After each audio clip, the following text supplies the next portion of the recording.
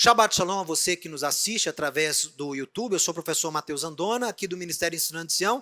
Já falando para você se inscrever aí no nosso canal do YouTube para que você receba todas as semanas novos estudos. Nós temos, pela graça do Eterno, 25 anos ininterruptos, onde ministramos semanalmente a palavra do Eterno para abençoar a sua vida. Bom, eu quero que você dê uma olhada aqui na tela. Hoje a paraxá é chamada Ki Tissá. Ki Tissá é lá de Êxodo capítulo 30, Shemot 30, verso 11, até 34, verso 35, com uma haftará muito especial lá de 1 Reis 18, que você conhece a história, o desafio do profeta Eliarro, né, contra os falsos profetas de Baal. Mas eu quero falar hoje sobre um tema relacionado a paraxá e também a haftará, que é a graça compartilhada. Dê uma olhada aí, a graça compartilhada. Na paraxá de hoje, nós vamos entender algo que é muito comum.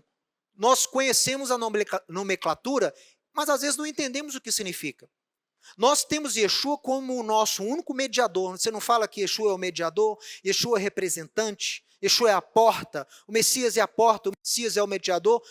Nós falamos isso, nós lemos sobre isso nos escritos da Nova Aliança, mas você tem que entender que quando fala que Yeshua é o único mediador entre Deus e os homens, a Bíblia, os evangelhos, Paulo faz referência, quando o judeu lê lá que Jesus, Yeshua, é o mediador, é o único, isso está fazendo referência a mediadores que já existiram.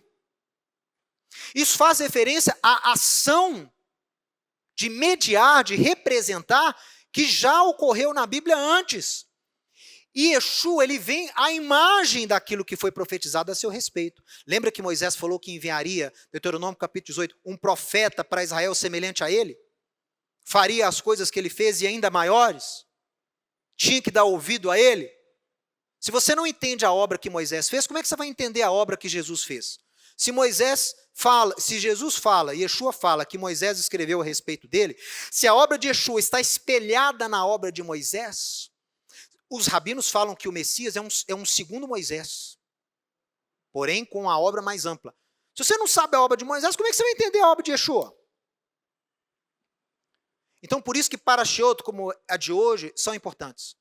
Você vai entender Moisés agindo como mediador. O que é mediar? Preste atenção aqui, porque essa paraxá ela é muito tensa.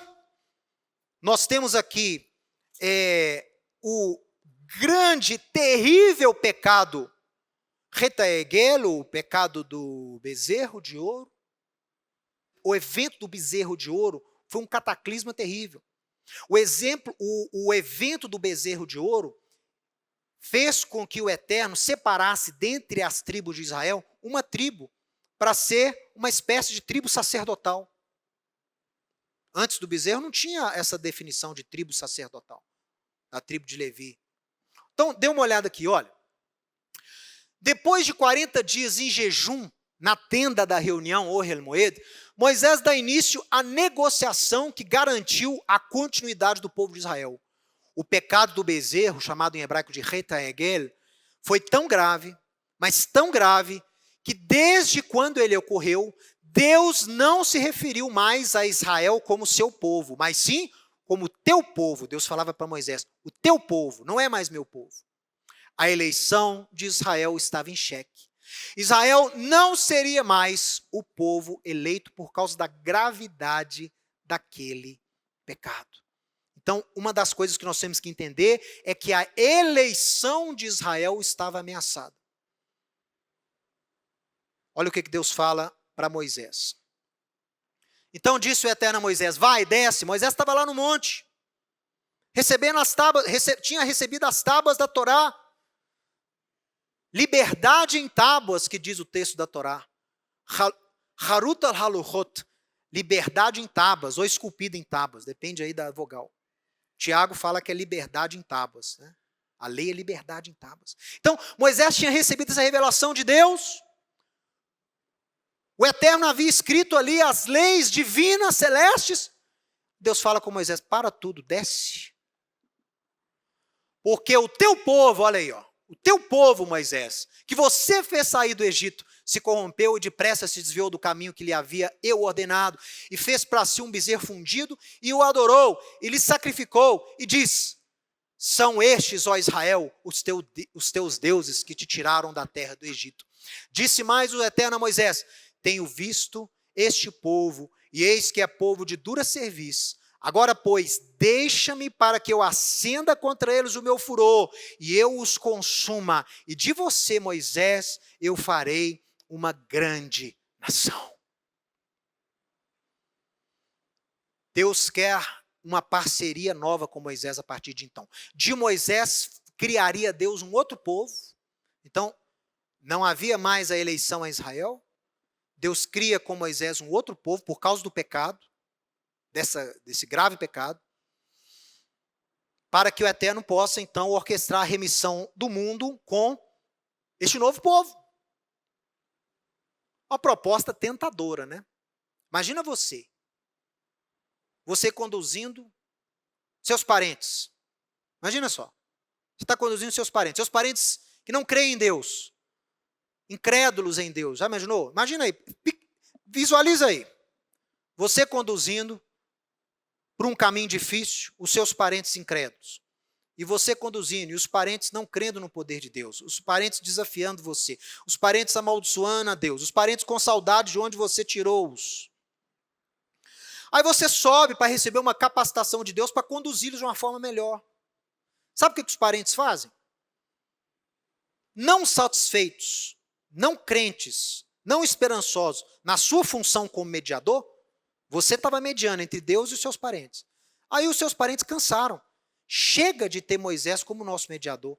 Vamos pegar o nosso mediador lá do Egito. Quem era o Deus mediador do Egito? O Deus Apis. O Deus Apis, o Deus bezerro, ele era o Deus que intermediava entre os homens e as divindades superiores. Ra e o seu panteão. Então, os parentes escolheram ressuscitar o mediador lá do Egito. Descartar você está sendo um péssimo mediador. Nós vamos pôr outro mediador no seu lugar. Ele é de ouro. E fizeram lá um outro mediador que foi o Deus Apis. Então Deus fala, olha, para mim já deu, o povo se desviou, o povo está corrompendo, você conhece o texto da Torá, ele está descendo com Josué fala assim, opa, tem ali aí alado de guerra. Moisés fala, não é de guerra, isso é de festa, isso é de orgia. É um povo desenfreado.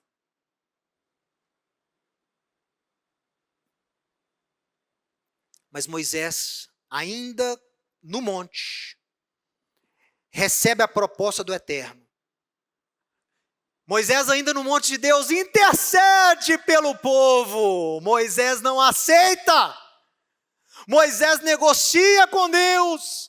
Moisés lembra a Deus das alianças e das promessas feitas aos patriarcas. Moisés lembra a Deus da reputação do povo judeu aos olhos dos inimigos. Senhor, lembra das promessas que o Senhor fez para Abraão, Isaque e Jacó. Senhor, o Senhor prometeu levar-nos a uma terra boa que mana leite e mel. Senhor, o que os egípcios vão falar dessa obra toda? Que o Senhor nos tirou de lá com o braço forte, com milagres, abrindo o mar, para nós morrermos aqui nesses montes do deserto. É essa a reputação que o Senhor vai querer? Para o teu nome, eterno Deus. Barganhou, não aceitou a proposta.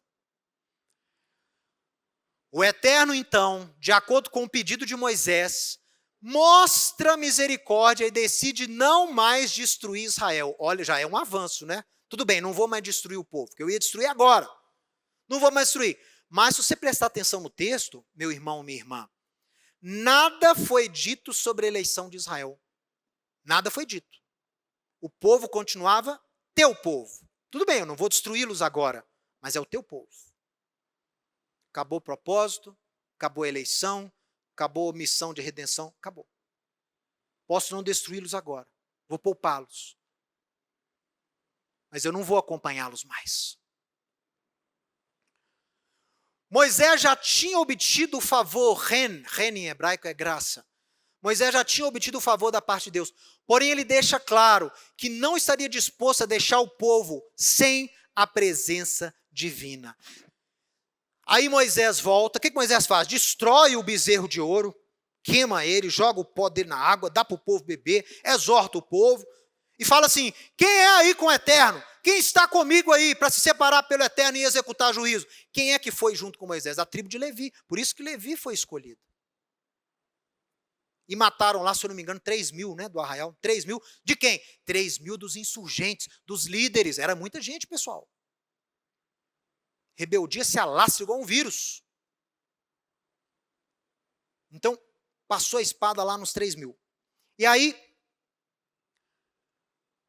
Moisés ainda assim, olha só, pessoal, ele ainda não estava conformado, porque Deus havia, de certa forma, dito que não acompanharia mais o povo. Não ia destruir, mas também não ia acompanhar. Moisés, então, defende a misericórdia e o perdão de Deus, para que Deus voltasse a considerar Israel como seu povo. Deus, não pode ser o meu povo, o povo é teu. O filho é teu. Não abandona Israel. Nós precisamos de continuar com a tua eleição. Sem a tua eleição, sem a tua mão sobre nós, nós pereceremos. E Moisés sabia disso. Moisés sabia que o povo ia perecer. Não foi destruído naquela hora, pela misericórdia de Deus. Mas se Deus não seguisse com o povo seria destruído. E Moisés pensou no povo.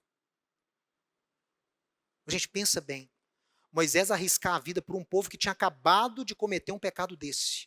Que tinha acabado de rejeitá-lo como mediador. Você não serve para nós, Moisés. Nós queremos um outro mediador. Um povo que traiu Moisés, caiu no pecado mais abominável para Deus de todos, que é a idolatria, que é a abominação a Deus, Toevá.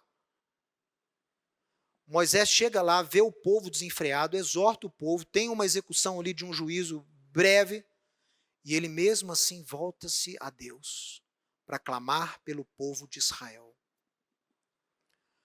Disse Moisés ao Senhor, tu me dizes, faze subir este povo, porém não me deste saber a quem hás de enviar comigo. Olha aí. Se o Senhor não vai mais acompanhar o povo, quem é que vai comigo? O Senhor está mandando eu levar esse povo, mas se o Senhor não for conosco, quem é que vai comigo então? Quem vai ser o substituto que o Senhor vai colocar para nos acompanhar? Sozinho eu não posso ir com esse povo. O Senhor disse para mim, olha o argumento de Moisés. Você tem que entender como que Moisés negocia com Deus, pessoal. Isso aqui é a chave para você entender o que é graça. O que Moisés diz a Deus? Senhor, o Senhor me disse que o Senhor me conhece pelo nome e que que eu achei graça aos teus olhos. Eu fui favorecido. Eu achei graça. Eu recebi graça da tua parte. Esse matzahen beinai, achar graça aos olhos, o que é isso? É você favorecer alguém. Você escolher alguém, você favorecer alguém. Moisés foi escolhido, Moisés foi favorecido. O que ele fala para Deus então? Ó, se eu tenho escolha, se eu tenho favor, se eu tenho graça, se eu achei graça aos teus olhos, rogo-te, Eterno, me faça conhecer o teu caminho. Já houve uma ministração aqui especificamente sobre esse versículo. O que ou quem é esse caminho que Moisés pede para conhecer? Tem um mistério aí. Não é o tema de hoje. Você pode pesquisar no YouTube aí. Chama, se eu não me engano, a divindade de Yeshua, entendendo a divindade de Yeshua, uma coisa assim. Em outras palavras, ele pede para ter uma revelação do Messias. O que Yeshua diz? Eu sou o caminho, a verdade e a vida. O que Paulo fala? Segundo o caminho, a quem chamam de seita, eu estou sendo julgado aqui hoje. Então, essa palavra caminho, derer, tem algo muito, muito interessante aí, é um dos nomes do Messias. Mas enfim, me faça conhecer o teu caminho, para que eu te conheça e ache graça aos teus olhos, e o quê? Considera que esta nação é teu povo. Senhor, se eu achei alguma graça aos teus olhos, continua me usando, revela a tua glória a mim, mas volta atrás. e considera que esse povo é teu de novo. Porque eu não vou seguir se Israel não for mais o povo eleito. Eu não vou seguir. Eu não vou aceitar a missão se o Israel não for mais o povo eleito. Meu irmão, isso é muito grave. Esse tipo de mediação é superior a que Abraão fez lá em Gênesis 18, se eu não me engano, com Sodoma e Gomorra. Que Abraão ficou de fora, né? Não, mas o Senhor vai destruir se tiver 10 justos. Não, se tiver 10 justos, eu não. Abraão faz ali a intercessão, como um justo fazendo esse trabalho intercessório pelo injusto. É um exemplo. Mas Moisés vai mais além. Moisés fala o quê? Ó, considera, se eu achei graça, se eu realmente sou agraciado, volta atrás, Senhor, e considera esse povo como teu povo de novo. Ou senão o quê? Ou senão o quê? Risca-me do teu livro. Abraão não falou isso, né? Ah, se o Senhor não salvar aqui os moradores de Sodoma, risca então aí o meu nome dos seus propósitos. Não, Abraão fez um trabalho intercessório muito importante. Agora Moisés está indo um passo acima. Risca-me então. Se Israel não for o teu povo mais. Ah, mas o povo pecou. Ah, mas o povo se rebelou. Ah, mas o povo idolatrou. Ah, mas o povo te rejeitou. Não interessa. Mas se o Senhor não for mais ter Israel como teu povo, risca-me do teu livro. Eu não quero mais a missão. Passa para outro. Me destrói com o povo.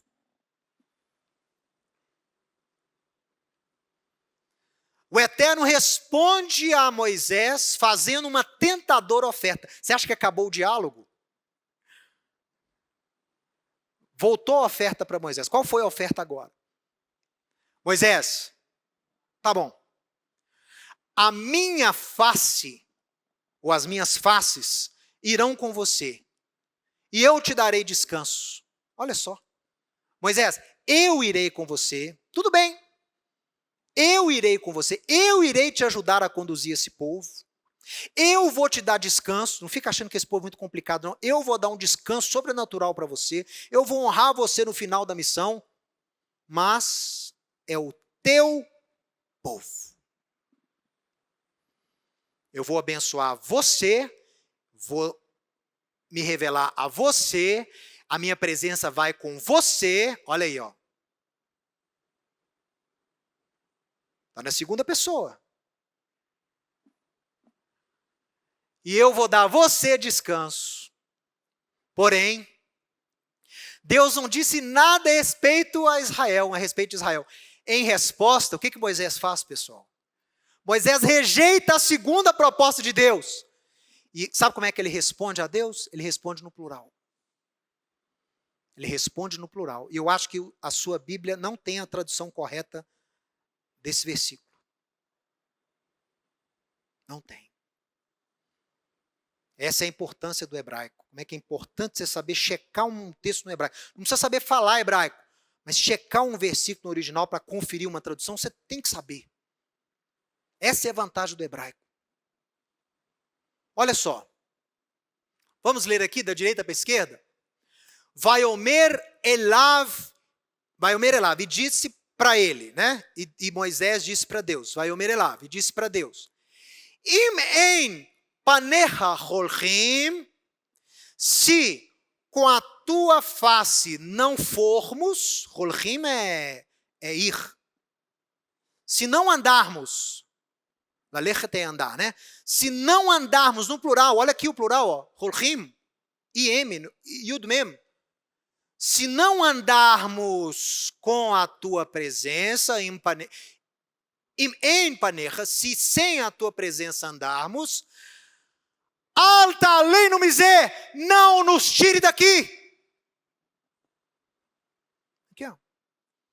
Se não andarmos no plural, eu e o teu povo somos um só. Eu estou com o povo. Essa é a missão que o Senhor me deu vida, me livrou lá do decreto de Faraó, me poupou a vida, foi para isso. Se não for para isso, eu não quero. Se nós não andarmos todos, eu e o povo, com o Senhor, passa de mim essa missão aí. Se não andarmos com a tua face, não nos faça subir daqui. Se não andarmos com o Senhor, se eu não for juntamente com o povo, não me faça subida, não nos faça. Né? Ta'aleinu, aqui ó, ta'aleinu, não nos faça subir, no plural. Esse eno no final é plural. Para o mediador Moisés, não era o suficiente que Deus apenas o acompanhasse.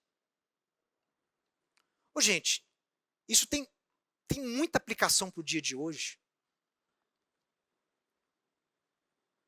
Você, no seu dia a dia, você tem sido usado para poder resplandecer a luz de Deus. Deus manda pessoas ao seu encontro, para você ajudar. Já pensou se você estivesse no lugar de Moisés? Já pensou se estivéssemos no lugar de Moisés? Tá bom, Mateus. Vou te ajudar com esse povo. Eu vou ser com você, eu vou me revelar a você e eu vou dar a você a recompensa e o descanso. Pode conduzir o povo, eu vou te abençoar.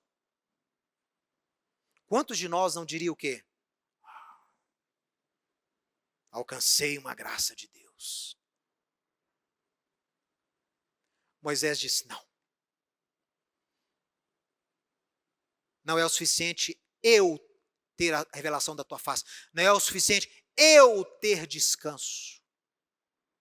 O que o Senhor tem reservado para mim, se não for compartilhado com o povo, eu não quero mais. Para o mediador Moisés, não era o suficiente que Deus apenas o acompanhasse. Deus teria que acompanhar e mostrar a sua glória e graça a todo o povo, fazendo novamente Israel o seu povo. Moisés pede para que o Eterno estendesse ao povo a mesma graça alcançada por ele. Se eu encontrei graça aos teus olhos, considera que esse povo é teu povo. Se o povo não fosse incluído novamente como povo de Deus, Moisés iria escolher ficar com o povo. Olha isso, pessoal. Agora, pois, perdoa-lhe o pecado, ou, se não, risca-me, peço-te, do livro que escreveste. Isso aqui é muito mais profundo do que você imagina.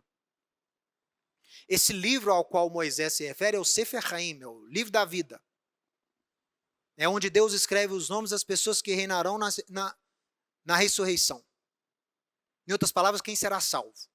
É quem vai ressuscitar no reino do Eterno. Moisés sabia que o nome dele estava lá. Mas o que ele disse? Se o senhor não considerar também esse povo e estender o teu favor para esse povo e não voltar a considerar esse povo o teu povo de Israel o teu povo eleito, risca-me desse livro. Ou, em outras palavras, Moisés estava abrindo mão da própria o quê? Salvação. Em outras palavras, Moisés estava abrindo mão da própria salvação. Por quê? Ou por quem? Por quê? Por amor à eleição de Israel. É difícil a gente entender isso. Mas Moisés não foi o único que falou algo parecido, não. Moisés estaria disposto a abrir mão da sua salvação para defender a eleição de Israel. Então, Êxodo 33:15. Então lhe disse Moisés, se a tua presença não vai comigo, não nos faça subir deste lugar. Pois, se a tua presença não vai conosco, né? Não nos faça subir deste lugar. Porque como se há de saber que achamos graça aos teus olhos, eu e o teu povo? Aí Moisés devolve para Deus, o teu povo.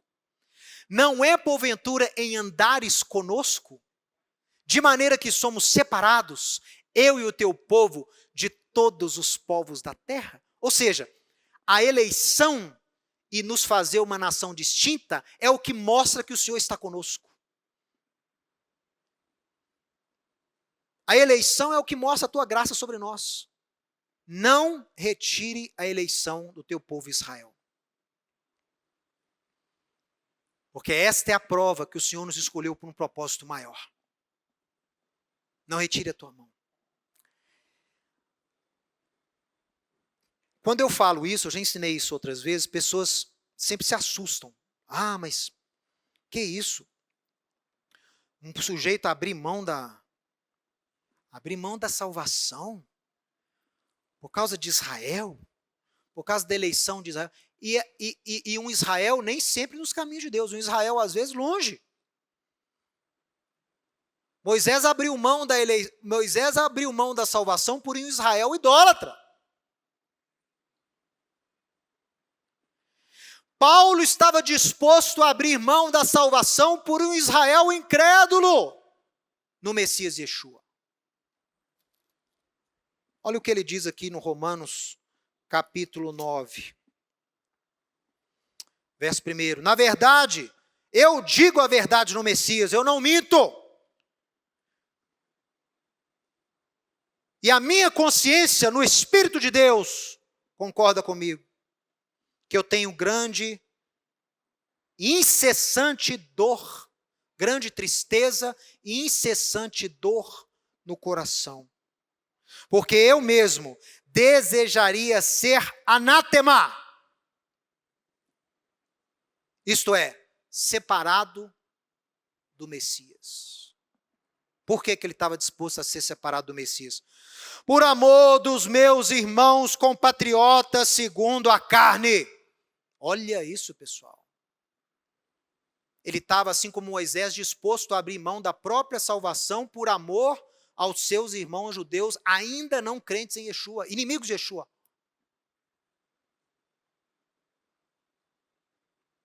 E ele explica por que ele estaria disposto a fazer isso. Porque eles são israelitas, eles têm uma eleição. Verso 4. Verso 4. Deles é a adoção, olha aí, ó. Deles é a glória, deles são as alianças, deles é a lei, deles é o culto, deles são as promessas, deles vêm os patriarcas e deles também vem o Messias. Não pode Deus anular essa eleição, não. Senão tudo isso aqui cai por terra. Se Deus anula a eleição de Israel, todas essas coisas aqui são anuladas também. A adoção é anulada. A glória é anulada. As alianças são anuladas. Se Israel não é mais o povo de Deus, as alianças estão anuladas. A lei está anulada. A Torá foi cancelada. Foi. Se Israel não é mais o povo de Deus, a Torá não vale mais. É o que Paulo está falando aqui. O culto. Você não tem mais como cultuar. E as promessas vão todas por água abaixo. Israel não é mais o povo eleito. Para quem são as promessas lá no livro de Isaías? No livro de Ezequiel? Em Joel? O problema é que não é por aí, não. Não é só isso aí, não. Deles são os patriarcas, então anula a missão dos patriarcas. E dele descende o Messias. Aí anula o Messias. Então Yeshua não é o Messias. Se você falar comigo que Israel não é mais o povo de Deus, que Israel não é mais o povo eleito, Yeshua também não é mais o Messias. Eu faço esse trato com você. Você quer abandonar Israel como povo de Deus? Abandona Jesus como Messias. Vai seguir aí outro Messias. Está cheio aí na tradição judaica, está cheio de Messias aí. Tem até um que estão esperando ressuscitar lá em Nova York. Vai seguir ele. Porque Yeshua não serve para você. Se você não crê mais na eleição de Israel, você não pode acreditar em Yeshua. É o que Paulo é a condição que Paulo está escrevendo aqui. Por que eu abriria mão da minha salvação por amor a eles? Porque deles são essas coisas. E se você anula a eleição, você anula essas coisas.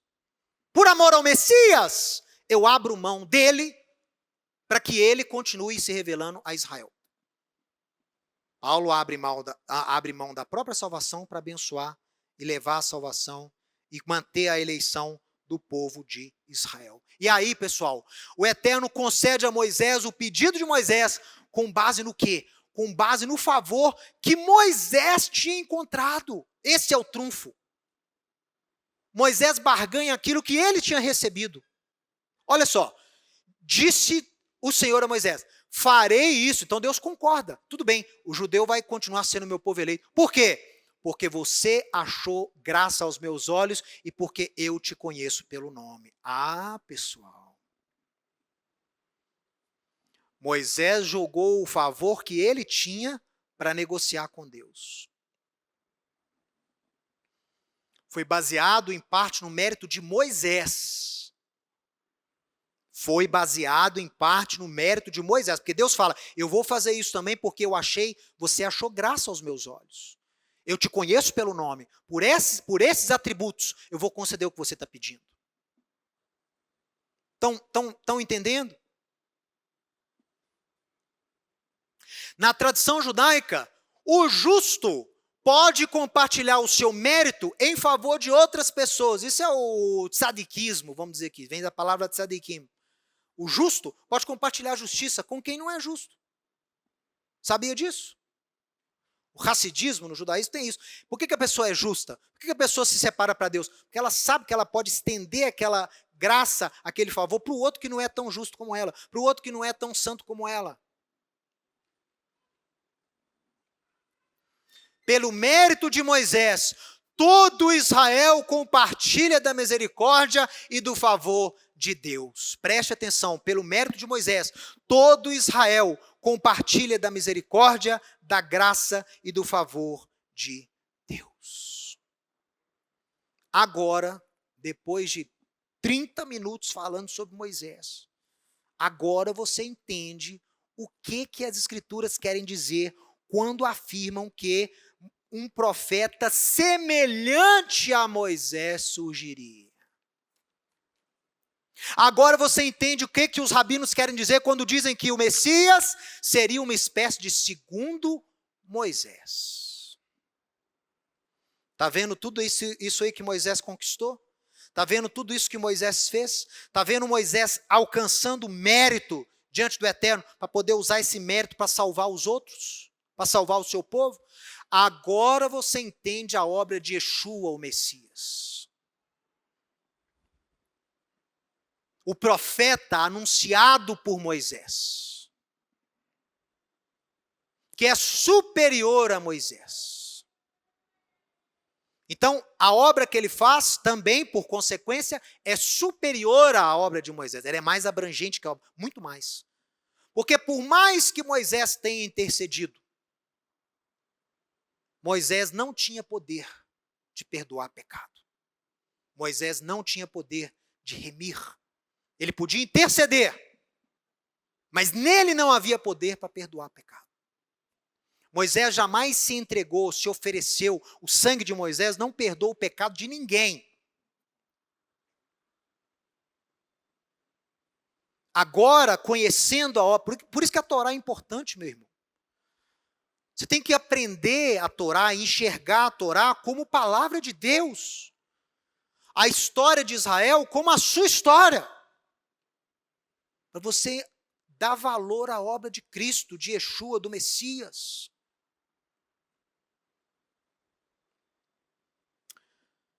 Ora, se no judaísmo um justo pode compartilhar o mérito dele com os outros, então, seguindo a mesma premissa, os profetas de Israel anunciaram que Deus enviaria o seu ungido Messias Yeshua, justo e sem pecado, para fazer expiação por todos os que se voltam a Deus, baseado nos seus méritos. Os méritos de quem? De Yeshua. Ele teve que conquistar algo para que você pudesse ser abençoado, porque ele compartilha com você o mérito dele. Ele compartilha com você a fé dele. Ele compartilha com você a obediência dele. Os méritos do ungido de Deus são compartilhados conosco.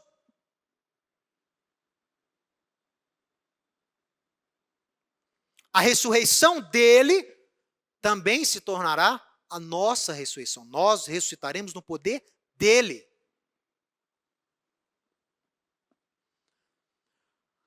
Através da obediência de Yeshua, nós somos abençoados. Através do sacrifício de Yeshua, nós somos perdoados. Através do ensino de Yeshua, nós somos aprimorados. Através da fidelidade de Yeshua, nós somos feitos filhos de Deus. É a graça. Jesus inaugurou a graça. A graça não é de graça, não. Alguém pagou. Alguém sofreu, alguém obedeceu, alguém se humilhou, alguém passou fome, alguém alcançou mérito para que você tivesse mérito sem merecer. Não existe graça de graça. Toda graça custou algo a alguém. Toda graça derramada sobre uma pessoa custou alguma coisa. Alguém paga. Sempre alguém paga. 1 Timóteo 2,5. Porquanto há um só Deus e um só mediador entre Deus e os homens. Olha só. Yeshua, o Messias. Então são dois. São dois. Tem um só Deus, Criador dos céus e da terra, e Deus fez, apontou, gerou um mediador. E é só Ele. Atualmente é só Ele. Nos dias do Êxodo, Deus usou Moisés. Hoje é Yeshua. Media até por Moisés. Yeshua, o Messias, homem.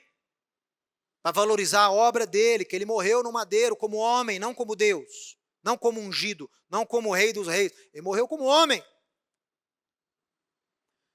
O qual a si mesmo se deu em resgate por todos nós. Ele é e esse resgate que Yeshua se entregou é um testemunho que se deve prestar em tempos oportunos. Essa é a mensagem que a gente tem que dar. Um justo padeceu por você. Eu tenho perdão dos meus pecados. Eu desobedeci a Torá e não fui enforcado, não fui apedrejado. Porque um justo pagou por você.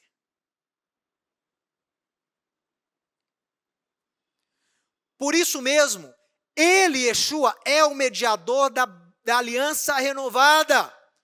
Para quê? Intervindo a morte por remissão das transgressões que havia sobre a primeira aliança, porque a Torá prescreve maldições e punições para quem desobedece a Deus, para que essas pessoas, por causa da sua morte, recebam a promessa da eterna herança. O que é essa promessa da eterna herança? É a ressurreição. Então, através da morte de Yeshua, que trouxe o perdão dos pecados que a lei determina que é pecado, essas pessoas podem receber também a promessa de ressurreição. Dos que têm sido chamados. Não é só o judeu. Deus está chamando outros também hoje em dia. Desde os dias de Yeshua. Compartilhar a herança da redenção. Atos 5,30. O Deus de nossos pais. Aqui, ó, Pedro falando para judeus. O que Pedro? Nós. A primeira pessoa do plural. O Deus de nossos pais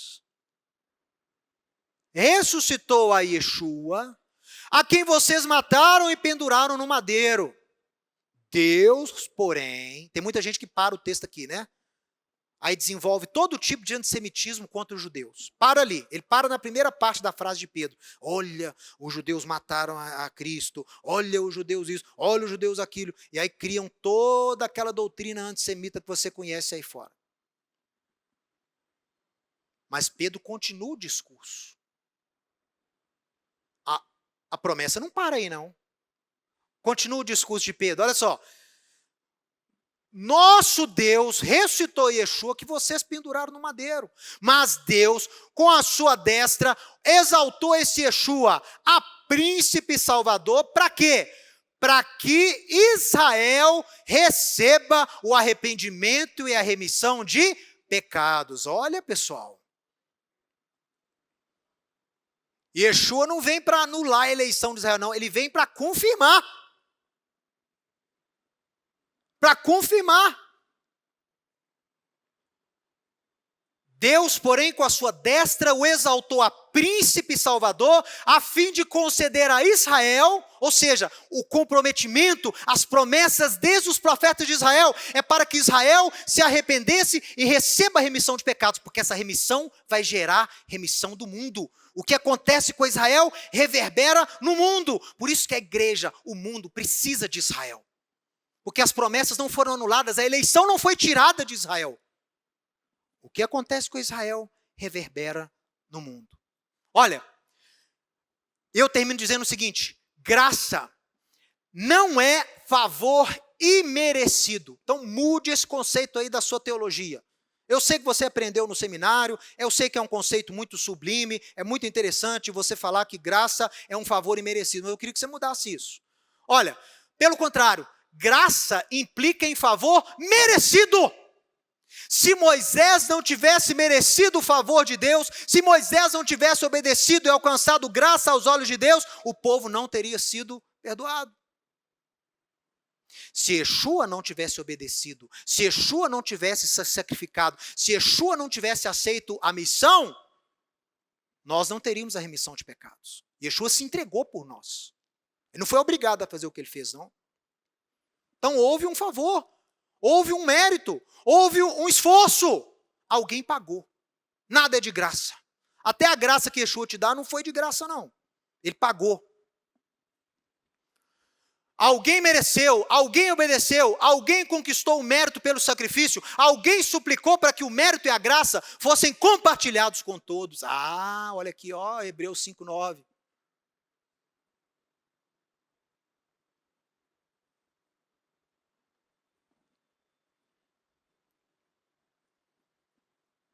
Yeshua, Hebreus 5:7. Yeshua nos dias da sua carne, tendo oferecido com forte clamor e lágrimas, orações e súplicas a quem o podia livrar da morte, e tendo sido ouvido por causa da sua piedade, olha os méritos aí, ó. Lágrima, oração, súplica, piedade. Embora sendo filho, aprendeu a obediência pelas coisas que sofreu. E por isso foi aperfeiçoado e se tornou autor de salvação eterna para todos os que lhe obedecem. Yeshua. A graça nunca é de graça. Ele pagou o preço, ele conquistou o mérito e ele compartilha com você e comigo o mérito que ele conquistou. Porque para ele não é o suficiente ser um ungido de Deus. Ele quer que você seja aproximado a Deus através do seu sacrifício. Essa é a missão de Yeshua.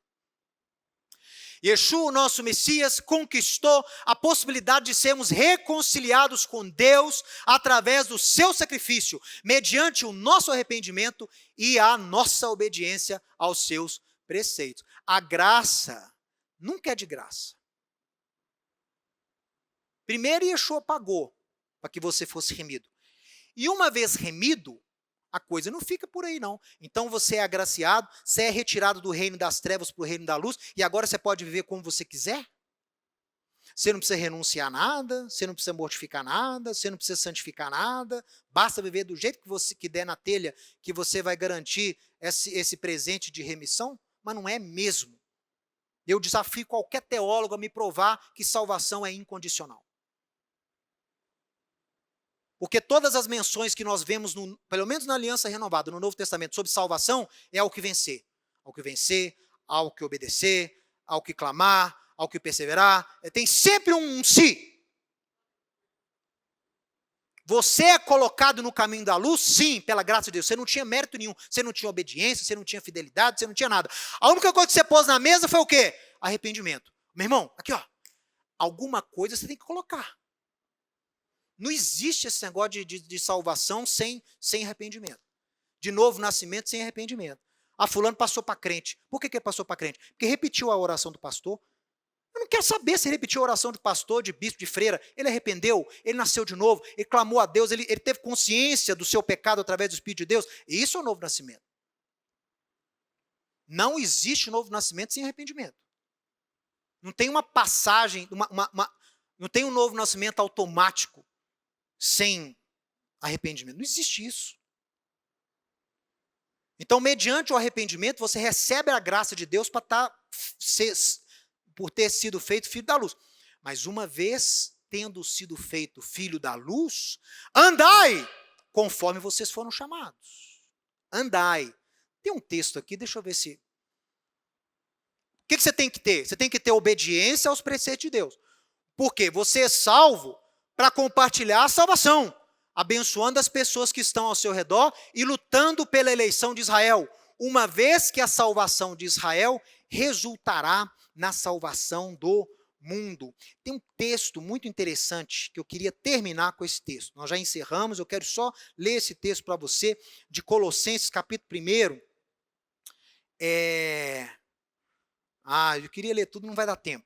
Mas você lê na sua casa aí. Colossenses é uma carta escrita para quem não era judeu. E Paulo escreveu para um grupo muito especial de discípulos. Não eram só discípulos não judeus. Eram discípulos não judeus que amavam Israel.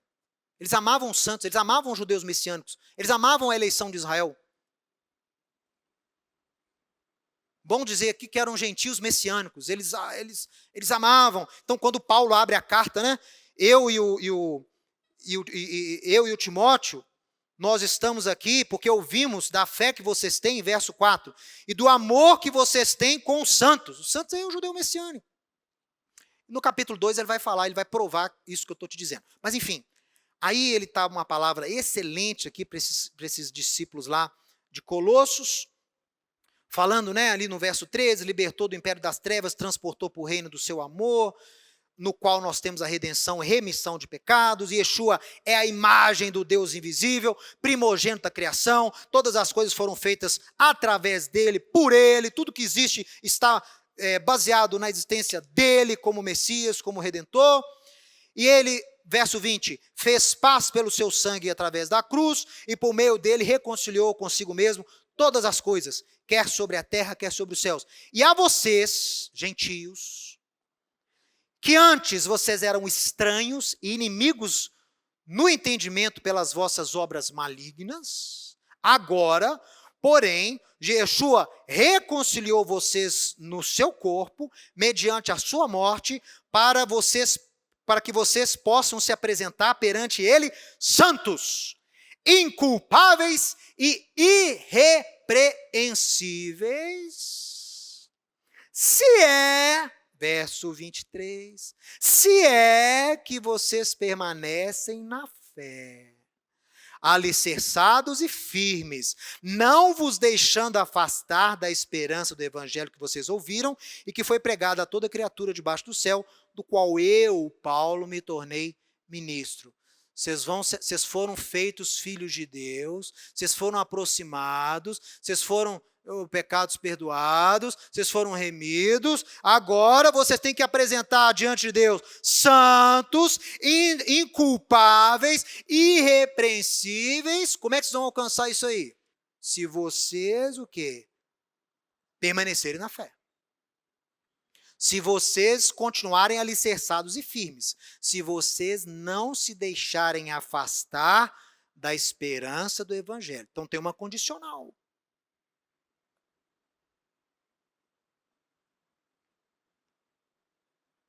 A graça nunca é de graça.